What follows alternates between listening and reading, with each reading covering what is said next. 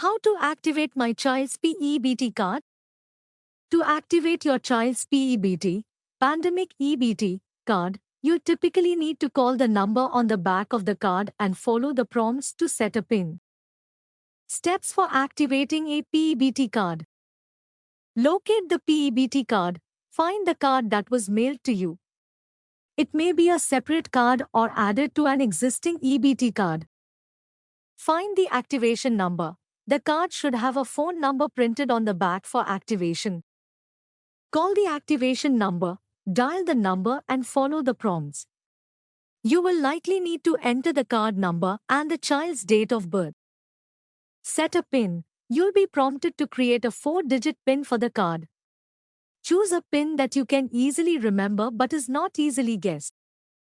Confirm activation. Once the activation is complete, your card should be ready to use. Thanks for watching.